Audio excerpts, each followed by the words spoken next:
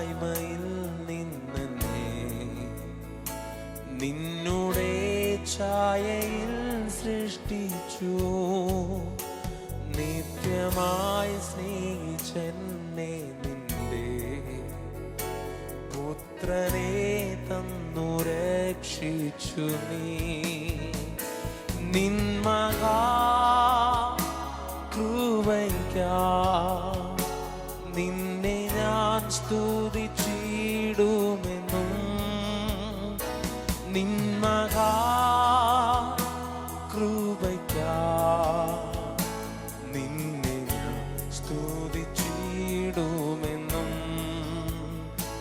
നിൻ മഹാ കൃപയ്ക്കായി നിന്നെ ഞാൻ സ്തുതിച്ചിടുമെന്നും. നിൻ മഹാ കൃപയ്ക്കായി നിന്നെ ഞാൻ സ്തുതിച്ചിടുമെന്നും.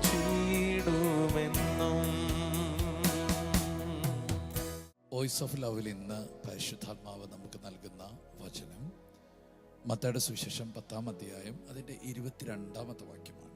ഒന്ന് ശ്രദ്ധിച്ചോട്ടെ. എന്റെ നാമനിമിത്തം എല്ലാവരും നിങ്ങളെ പായിക്കും, അവസാനത്തോളം സഹിച്ചു നിൽക്കുന്നവനോ രക്ഷിക്കപ്പെടും. നമ്മൾ പലപ്പോഴും ഓർക്കാറുണ്ട്, യേശുവിനെ സ്വീകരിക്കുന്നത് കൊണ്ട് ഞാൻ എന്താ ഒറ്റപ്പെട്ടെ, യേശുവിനെ സ്വീകരിച്ചത് കൊണ്ട് ഞാനൊരു നല്ല കാര്യമല്ല ചെയ്തത്. പക്ഷേ മുഴു ലോകവും പിശാചിൻ്റെ അധീനതയിൽ ആയതുകൊണ്ട് യേശുവിനെ കണ്ടുമുട്ടാത്തവരെല്ലാം പിശാചിൻ്റെ സ്വാധീന വലയത്തിലായതുകൊണ്ട് നിങ്ങൾ അതിൽ നിന്ന് പുറത്തു വരുമ്പോൾ ഇത് മുഴുവൻ നിങ്ങൾക്കെതിരാകും. അവിടെയാണ് ഈ വചനം പറയുന്നത്, എൻ്റെ നാമനിമിത്തം എല്ലാവരും നിങ്ങളെ പകയ്ക്കും. സ്തോത്രം. ലോകം മുഴുവൻ യാത്ര ചെയ്യുന്ന റൂട്ടിൽ നിന്ന് തിരിച്ചായിരിക്കും നിങ്ങളുടെ യാത്ര. ലോകം മുഴുവൻ നരകത്തിലേക്കും നാശത്തിലേക്കും പിന്മാറ്റത്തിലേക്കും പോകുമ്പോൾ നിങ്ങൾ രക്ഷിക്കപ്പെടുന്നവരുടെ, നിത്യജീവിലേക്ക് കയറുന്നവരുടെ, സ്വർഗരാജ്യത്തിലേക്ക് കയറുന്നവരുടെ കൂട്ടത്തിലേക്കാകുകയാണ്. നമുക്കറിയാം, ഒരു വിഭാഗക്കാരല്ലാതെ മറ്റൊരു വിഭാഗക്കാരെ എപ്പോഴും ഒരു ഗ്രൂപ്പ് കുറ്റം പറഞ്ഞുകൊണ്ടിരിക്കും. നമ്മുടെ രാഷ്ട്രീയത്തിലാണെങ്കിലും അങ്ങനെയാണ്. യേശുവിനെ ഒരു വ്യക്തി കാണുമ്പോൾ കണ്ടുമുട്ടാത്തവരെല്ലാം ആ വ്യക്തി എടുത്ത തീരുമാനം തെറ്റാണെന്ന് പറയും. അങ്ങനെ ഒരു സാഹചര്യം നിങ്ങളുടെ ജീവിതത്തിൽ വരുമ്പോൾ കർത്താവ് പറയുകയാണ്, നിങ്ങൾ പിന്മാറിപ്പോകരുത്. ആ നിന്ദകളെയും ആ അപമാനങ്ങളെയും നിങ്ങൾ സഹിക്കണം. അങ്ങനെ ചെയ്താൽ തിരുവചനം ഇങ്ങനെ പറയുന്നു, നിങ്ങൾ രക്ഷപ്പെടും. ദൈവം നിങ്ങളെ ഏൽപ്പിച്ച ആ വലിയ അനുഗ്രഹം നിങ്ങൾക്ക് പ്രാപിക്കാൻ കഴിയും. സഹിക്കുന്നവൻ രക്ഷപ്പെടും. ജോബിന്റെ ജീവിതത്തിനകത്ത് ഭയങ്കര പ്രശ്നങ്ങളുണ്ടായി അല്ലേ? ഈ ബൈബിളിനകത്ത് തന്നെ ഒരു വാക്കുണ്ട്, സഹിഷ്ണുതയുടെ വചനം. ജോബ് ആ പ്രതിസന്ധികളെ സഹിച്ചു നിന്നു. സത്യത്തിൽ ദൈവം കൃപ കൊടുത്തു, ഇരട്ടിയായി ദൈവം അനുഗ്രഹിച്ചു.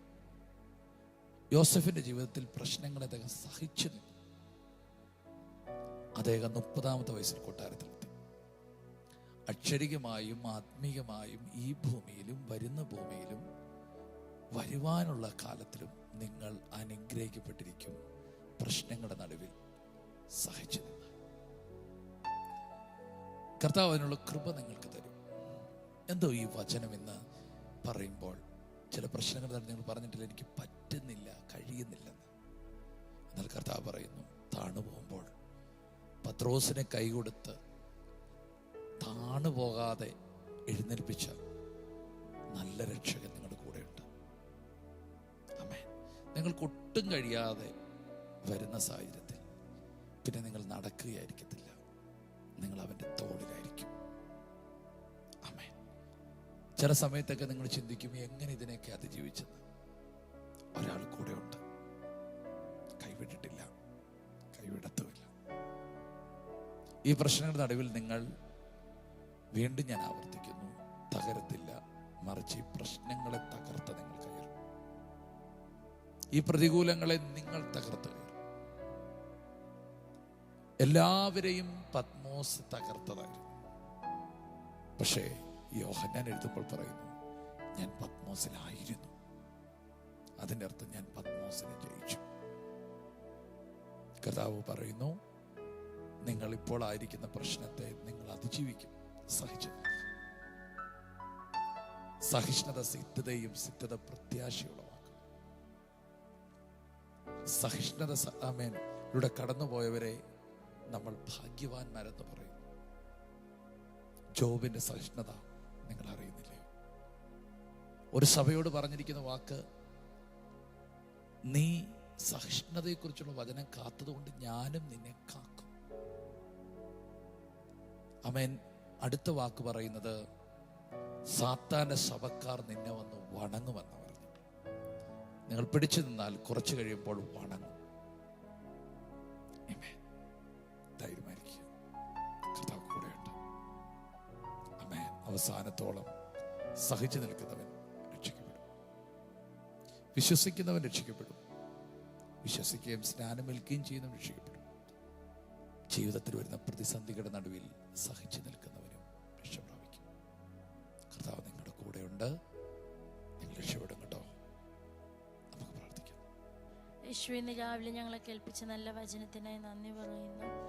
പരിശുദ്ധാത്മാവെ, അന്ത്യത്തോളം സഹിച്ചു നിൽപ്പാനുള്ള കൃപ അങ്ങ് ഞങ്ങൾക്ക് നൽകണമെന്ന് പ്രാർത്ഥിക്കുന്നു. ഈ വചനം കേൾക്കുന്ന ഈ കുടുംബത്തെ അനുഗ്രഹിക്കണമെന്ന് ഞങ്ങൾ പ്രാർത്ഥിക്കുന്നു. കർത്താവ് അവൾ ജീവിതത്തിലെടുത്ത തീരുമാനം നിമിത്തം അവരെന്തെങ്കിലും നിന്ദകളോ കർത്താവ് അപമാനങ്ങളോ ഏറ്റിട്ടുണ്ടെങ്കിൽ യേശുവിൻ്റെ നാമത്തിൽ ഇന്ന് അവർ അതിൽ നിന്ന് സ്വതന്ത്രമാവട്ടെ. കർത്താവ് നിത്യതയെക്കുറിച്ചുള്ള ആനന്ദത്തിൽ അവർ നിൽക്കട്ടെ. ക്രിസ്തു അവരെ തിരഞ്ഞെടുത്ത തിരഞ്ഞെടുപ്പിൽ അവർ ഉറച്ചു നിൽക്കട്ടെ. കർത്താവ് യേശുവിൻ്റെ നാമത്തിൽ ഇവരെ അനുഗ്രഹിക്കുന്നു. അന്ത്യത്തോളം സഹിച്ചു നിൽക്കാനുള്ള കൃപയെ പകർന്ന് പ്രാർത്ഥിക്കുന്നു. സഹിഷ്ണുത സിദ്ധതയെ ഉളവാക്കുന്നതിന് നന്ദി പറയുന്നു. യേശുവിൻ്റെ നാമത്തിൽ ഇവരെ അനുഗ്രഹിക്കുന്നു. യേശുവിൻ്റെ നാമത്തിൽ തന്നെ ആമേൻ. കർത്താവേ, ഇന്ന് ഈ മക്കൾക്ക് വേണ്ടി പ്രാർത്ഥിക്കുമ്പോൾ ഈ വചനം എഴുന്നേറ്റ് വരുന്നല്ലോ.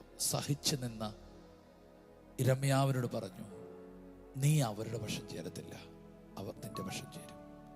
കർത്താവെ, ഒരു കൂട്ടത്തെ തിരിച്ചു പിടിക്കാൻ നീ ഇവരെ ഒരുക്കാൻ പോകുന്നതിനായി സ്തോത്രം. കർത്താവിന് വേണ്ടി ഇവർ സഹിക്കുന്ന സകല ഒറ്റപ്പെടലുകൾ, അപമാനങ്ങൾ, അതെല്ലാം 1000 മടങ്ങ് പ്രതിഫലമായി, നന്മകളായി, ഉയർച്ചകളായി അവരുടെ കൈകളിൽ ലഭിക്കുന്നതിനായി സ്തോത്രം. ഒരു താമര ഭിത്തിയാക്കി നീ അവരെ നിർത്തുന്നതിനായി സ്തോത്രം. അനുഗ്രഹിക്കുന്നു. എല്ലാ ക്ലേശങ്ങളെയും അതിജീവിക്കുവാനുള്ള ആത്മീയ കരുത്ത് നീ അവർ കൊടുക്കണമേ. അനുഗ്രഹിച്ച് പ്രാർത്ഥിക്കുന്നു, ഉയർത്തി പ്രാർത്ഥിക്കുന്നു, യേശുവിൻ നാമത്തിൽ തന്നെ. ആമേൻ. God bless you. കർത്താവിൻ്റെ കരം കൂടെയുണ്ട്.